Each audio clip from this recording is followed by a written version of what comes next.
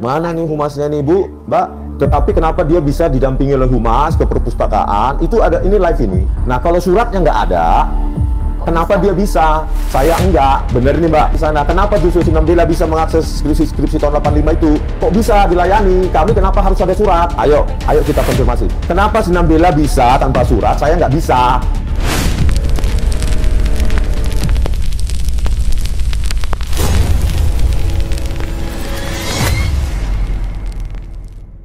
Guys, ada yang marah-marah ke kantor UGM guys. Rismond Sianipar bersama timnya dan juga kroni-kroninya. Mereka datang ke Humas dan juga Perpustakaan Universitas Gadjah Mada. Biasa mau melakukan penelusuran, observasi, penelitian, investigasi ilegal. Dan ya seperti biasa juga tentu Humas UGM tidak menyambutnya dengan sebagaimana harusnya gitu. Akhirnya marah-marah guys. Kenapa marah-marah? Karena kenapa kalau Joshua Sinambela datang ke UGM itu akses penuh diberikan ketika kemudian melihat skripsi-skripsi di tahun 85-an dan lain-lain sebagainya. Nah itu kemudian bikin Rismond marah-marah guys ya. Oke, kita akan bahas, tapi sebelumnya kita akan tonton dulu videonya Bang Rismond. Dia ngomel-ngomel. Dan yang jelas jangan lupa like, comment, and subscribe. Anda bisa share video-video saya yang tentu membahas soal isu ijazah, soal Pak Jokowi, dan juga terkini soal Bang Rismond yang sekarang lagi dihajar. Oke, ini ya guys ya. Lah, mereka ini kan terikat undang-undang informasi publik. Kalau humasnya aja nggak berani menerangkan di dalam video, gimana? Mau bekerja di humas, dibayar rakyat, digaji rakyat. Dikiranya gaji mereka dari siapa? Memangnya dari rektor. Rektornya aja digaji rakyat. Suratnya si J lagi dibikin dulu. Iya, lihat aja. Tapi kan kita tahu timestamp-nya. Itu. Bisa juga. Nggak bakal bisa. Kalau orang lain bisa ditipu-tipu, kalau saya enggak. Yes. Jadi beliau ini lagi ngambek datang ke perpustakaan dan juga di humasnya UGM. Itu ternyata harus menggunakan nomenklatur membuat surat. Nah, mereka mempertanyakan kenapa si Joshua itu boleh. Nah, itu nanti kita akan bahas guys. Kita dengerin dulu jangan ngomel-ngomel. Tunggu nih, mana nih humasnya? Mana nih humasnya nih Bu, Mbak? Kata Dolok Sinaga, mana nih humas? Nggak mana humasnya? Tunjukkan suratnya Joshua aja lah. Kalau nggak ada, bilang nggak ada. Gitu aja. Kata Azhar ini hancur moral bangsa. Iya. UGM kok jadi tertutup seperti ini ya. Aduh. Dari Nirhan Batam hadir. Jadi makanya jangan tutupi kebohongan gitu. Kan jadi rumit sendiri. Dari Pak Hendro Saputro, terkesan mengulur waktu. Ya, apakah untuk biar kita bosan terus permisi. Nanti nggak nongol lagi tuh. Tunggu saja suratnya si J itu ditunjukkan. Ini apakah masih dilakukan, Pak? Enggak, Mbak, bentar, tapi Mbak. wajahnya Paris. Saya mohon maaf, ini jangan Oh, ini dari pihak keamanan kayaknya melarang untuk ada rekaman. melakukan, Pak ya, di luar persetujuan kami. Silakan dimatikan. Bentar, Mbak. Pak, Bapak kan tadi belum ada di sini. Saya ke Ibu ini, saya tanyakan, ada suratnya tadi? Orang lain juga nggak melakukan? Benar, media belum pernah live di sini. Oh. Oh, dia maksa-maksa betul kan, memang dari pihak UGM melarang untuk kemudian ada kegiatan perekaman toh. Dan Rismond kayaknya malah mempertanyakan apa dasarnya, kayaknya nggak bisa ini. Oke nih Mbak, sebelum ke mana-mana, ada nggak suratnya?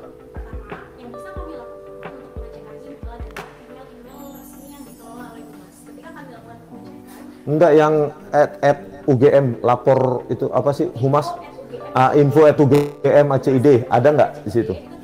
Tidak ada.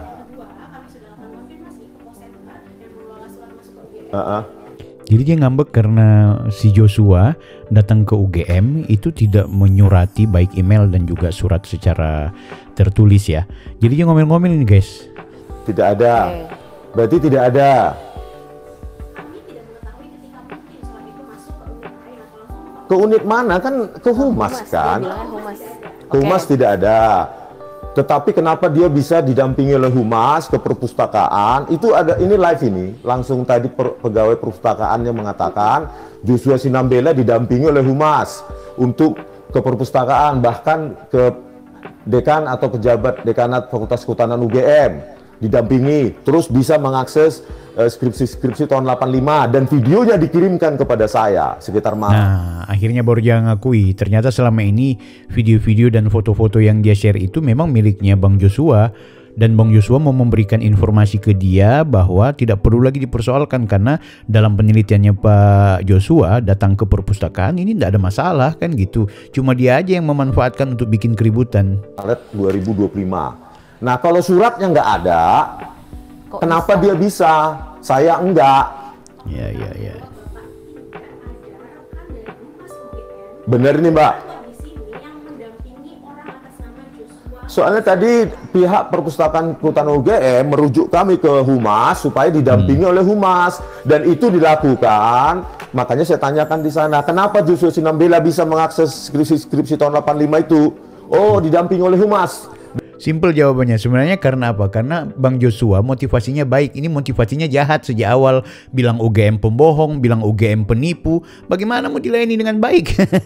Tapi nggak apa-apa. Nanti kita tetap akan memberi jawaban yang lebih rasional. Dan setelah itu bertemu dengan pejabat Fakultas Kehutanan UGM. Nah, jawabannya sekarang tidak ada surat. Kok bisa dilayani? Kami kenapa harus ada surat?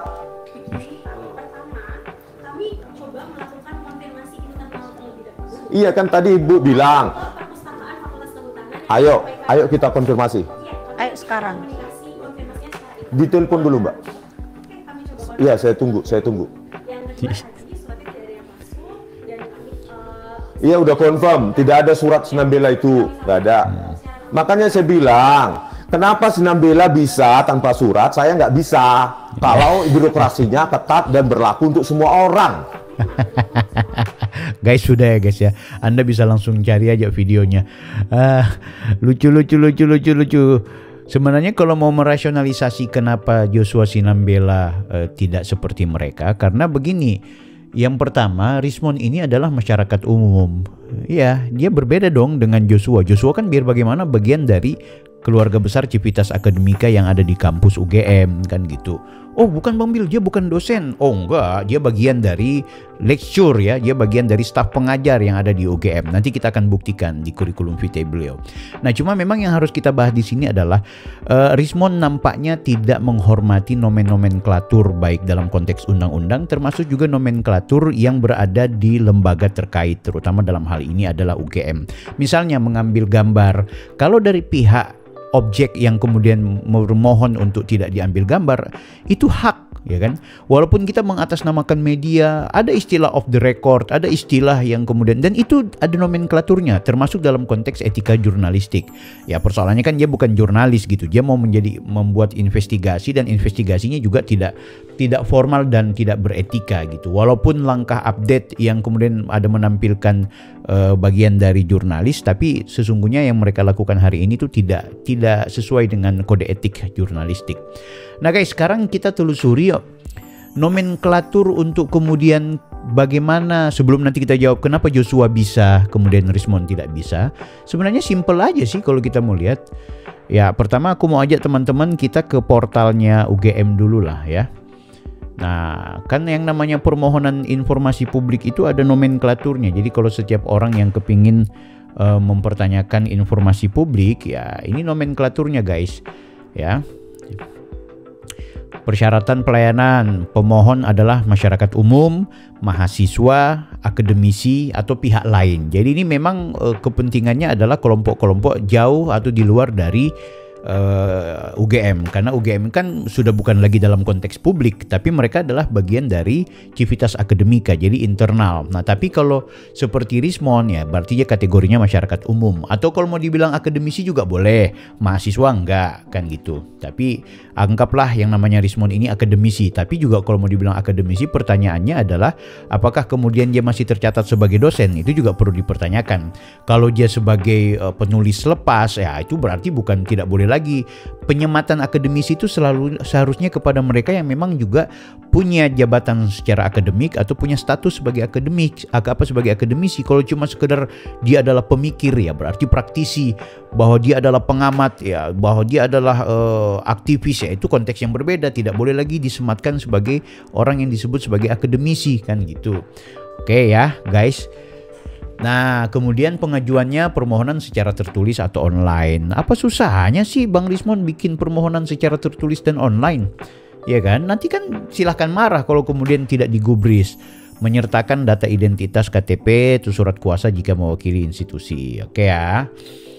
Ini ada pemohonannya diajukan di sini PPID bla bla bla bla ya kan, atau langsung ke kantor PPID UGM. Jangka waktu penyelesaiannya ada waktu guys 10 hari dan dapat diperpanjang. Jadi bisa 17 hari. Jangan buru-buru begitu. Nggak ada tuh orang tiba masa tiba akal tiba-tiba datang kan begitu. Marah-marah lagi.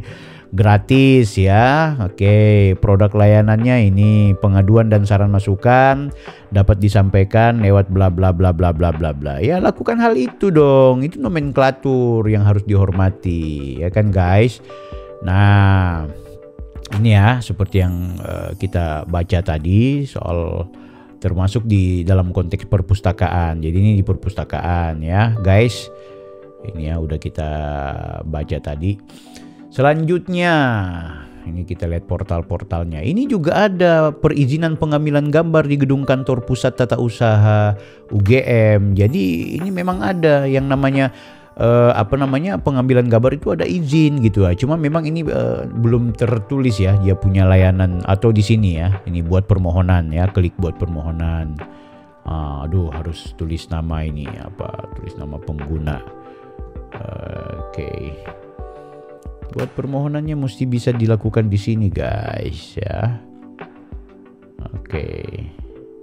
Ya kalau Bang Rismon kan dia bukan apa istilahnya, bukan bagian dari. Oh silahkan, berarti kalau klik ini tinggal daftar kayaknya. Oh, register akun ya, ini kalau mau register tinggal tulis aja di situ.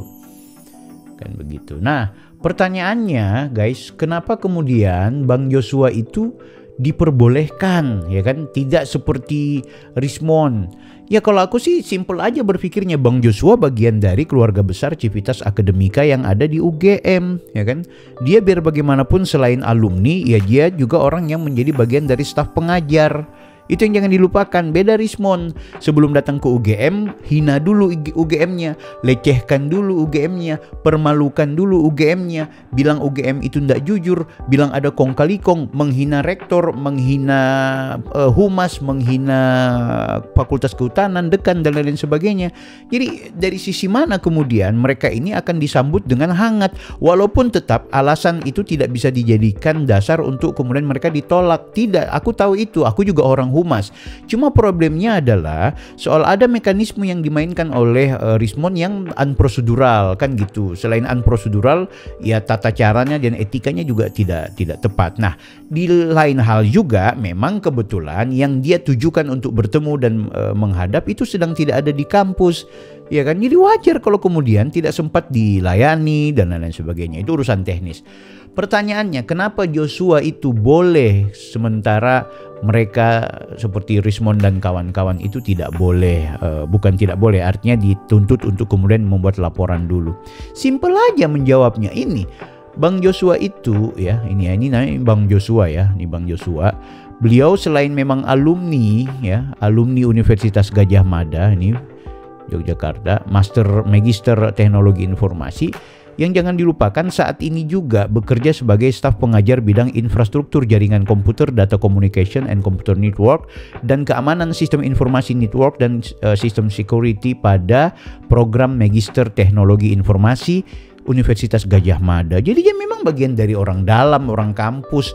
Kalau dia mau datang ke perpustakaan mau buka-buka, tidak masalah kan gitu. Nah, yang kedua, yang kenapa kemudian Mas Joshua bisa diberikan kesempatan tidak seperti Rismon, persoalannya Joshua datang itu tidak ada kekisruhan.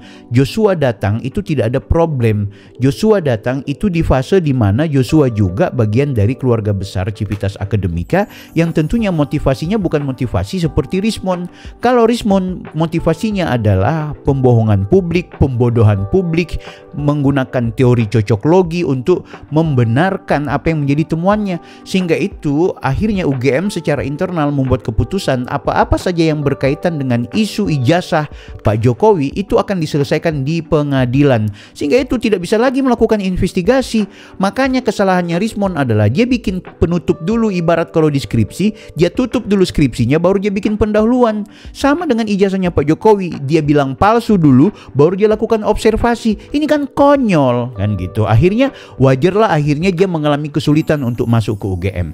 Guys, kalau menurut kalian bagaimana? Tolong tulis di kolom komentar kalau kalian punya pendapat yang berbeda. Kita berjumpa di video berikutnya. Jangan lupa like, comment, and subscribe. Saya Bang Bill Offside.